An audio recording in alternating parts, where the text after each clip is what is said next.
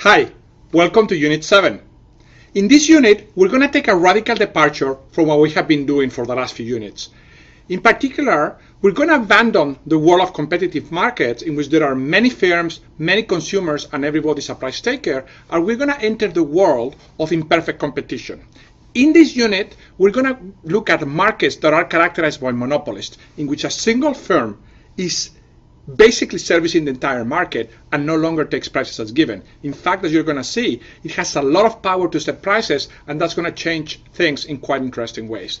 Next unit, we're going to look at another set of markets in which there is still imperfect competition, but instead of a monopolist, there is a small number of firms competing for servicing the consumers. The structure of the analysis and the tools that we're going to use are going to be very similar. There's going to be firms making decisions to maximize profits.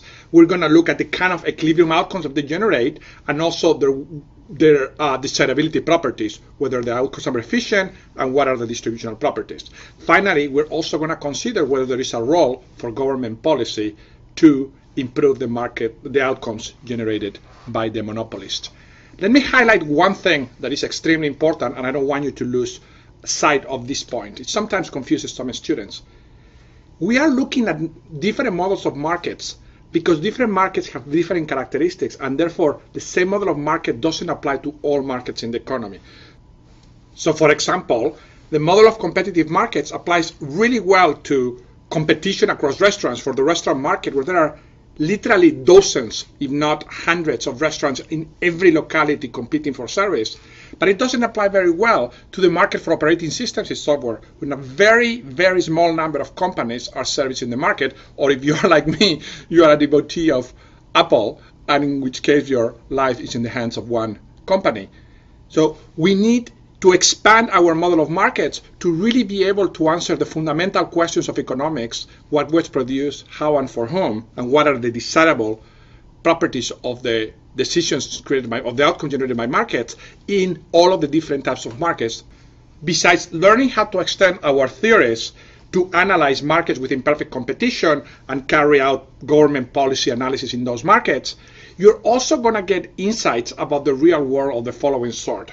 You may really understand for the first time, why is it, really why is it, that movie theaters all over the world offer prices that are different to different people. For example, in Spain and in the United States, senior citizens pay a very small fraction of what people in middle age like myself paid.